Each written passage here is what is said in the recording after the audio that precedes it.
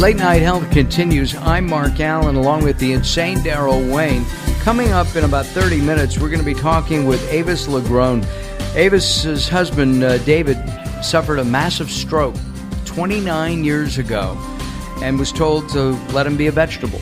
Well, David drives, does the shopping, takes care of the household stuff, and is one of the sweetest, nicest guys I've ever met. We met him last week, and we're going to talk to Avis about healthcare and medicine and her husband and their lives together in about 30 minutes from now. Right now we go to the San Francisco Bay Area, and where I was last week actually, and Eric M. Stone, the CEO of Volano Vascular. Eric, welcome to Late Night Health. Thank you for having me.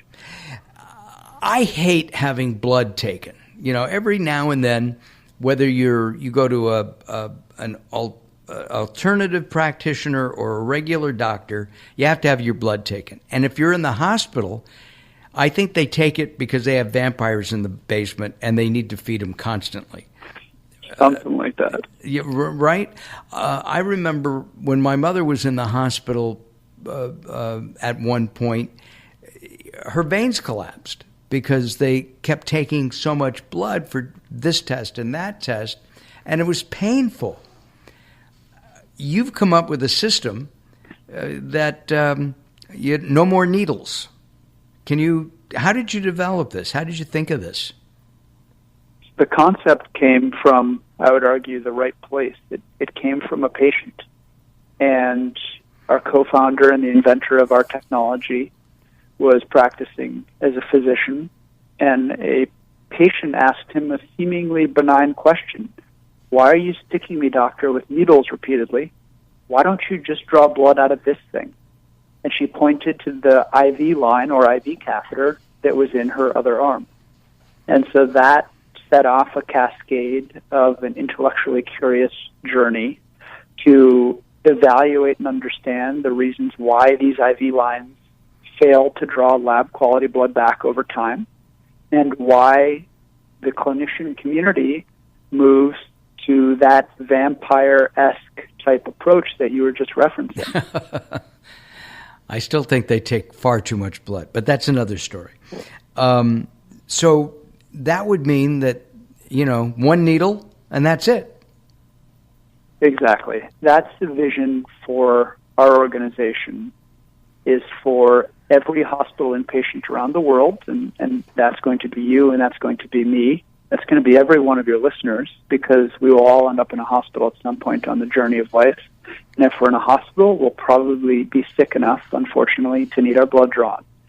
And so for every hospital inpatient who receives an IV catheter, which is already placed over a needle, primarily for the purpose of infusion of critical fluids and medication, that patient won't get stuck again repeatedly with needles during the remainder of their stay for the purpose of drawing blood. There is a preponderance of people who really hate having their blood drawn. It's like 24% of people, something like that. So there's certainly those that dislike it, and I would argue it's probably 99.9%. And then, of course, there's those folks that have a clinical fear of needles, a phobia, if you will. It's called trypanophobia.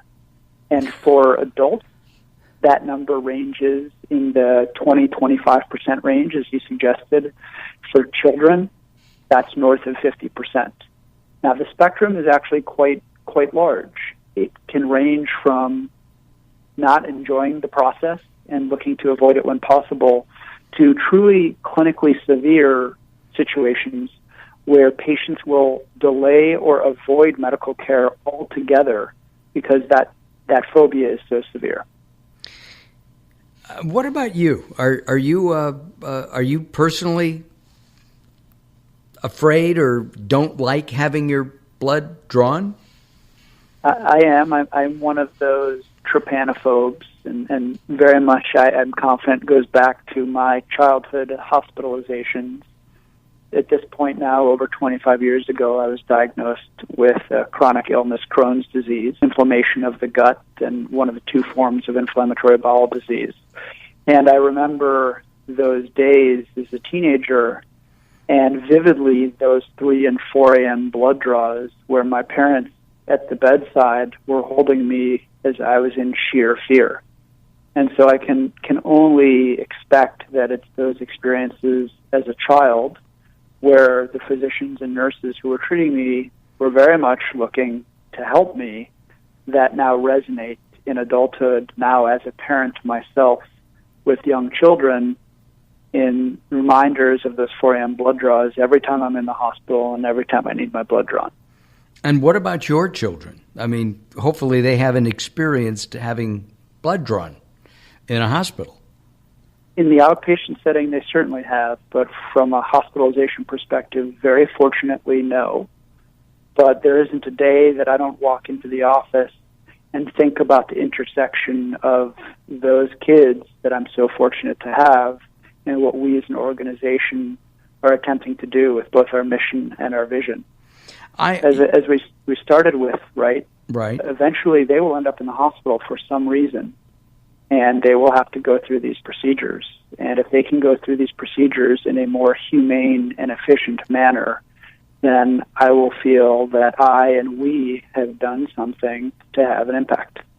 I remember the Star Trek series from the 60s. Sure. Right? Remember those? The tricorder? The tricorder is one, but if Dr. McCoy had to give somebody a shot, they just kind of forced it through the skin. I mean, they never explained the technology, but it didn't hurt.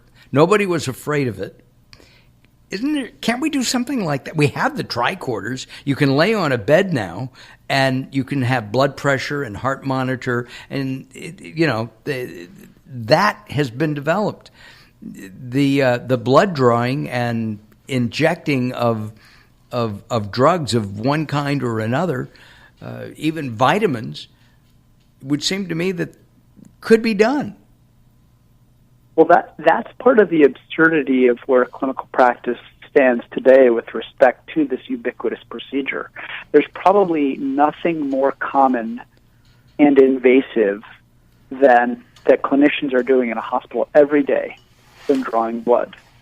Yet we're using technologies that were developed centuries ago. If you think about the common needle, maybe 50, 60 years ago, the large device companies refined them to make them a little bit smaller and a little bit sharper, but our phlebotomists and our nurses and our medical residents are still ripping through the vein with a piece of steel.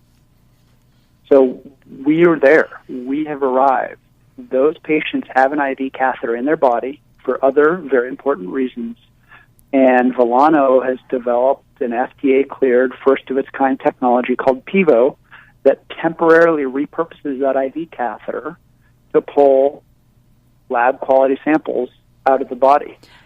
I see on a regular basis patients, adults, young 8-year-old Malia, up at a hospital that we're working with in Utah. I see these folks sleep through blood draws. I see parents thank the practitioner, the phlebotomist, the nurse, for taking this approach to a blood draw that is novel to them, yet far more humane. And I can see the future where this is the standard of care for blood draws in hospitals around the world. One of the things that interests me that is the fact that you could be asleep and have the blood drawn, and then can the catheter, the needle that's already there, be used continuously to add fluid of one kind or another? So it goes back. You can do a blood draw, add vitamin C, vitamin B, whatever the element, water, just for hydration. Can it be switched back and forth through the equipment? It can. That IV Wow. that is in the patient's body, again, today is perfectly effective for infusion. It just loses the ability to aspirate or draw blood back. So our device is a separate, distinct, single-use disposable device that attaches to that IV catheter every time you need a blood draw. So as long as the patient has an infusion running that can be stopped, the clinician can stop that infusion, attach our device, draw the required number of tubes or syringes of blood, withdraw our device, dispose of it, and turn the pump back on. And then in a couple of hours, if they need to do another blood draw, do it again because it is disposable? Exactly. Grab another device, open up the package, attach it to that IV catheter system, and draw your blood, and then dispose of it. And again, as many times as you need your blood drawn, you have this technology and this new procedure. That is amazing. We're going to be taking some time out right now, and when we come back, we'll continue. And I want to talk about the fact that you've gone through, I guess, your third FDA clearance.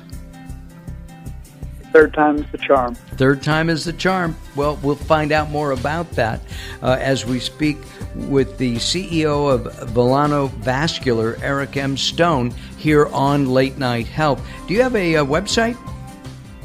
We do. It's www.volanovascular.com. That's easy. Volanovascular.com. All right, Late Night Health continues. You can join us at latenighthealth.com. The insane Daryl Wayne takes us away as we return just a couple of moments. Don't go away.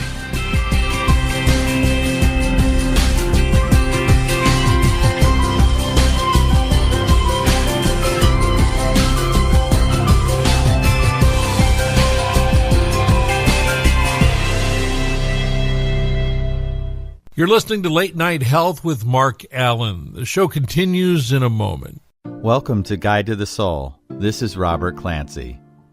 Opening your heart is the only way to allow all the light in. Unconditional love does exist, but it takes trust, something not a lot of people are willing to give. But how can you expect it if you don't provide it too? All hearts are refillable, rechargeable, and renewable. So why worry about being burned? By giving, you have everything to gain.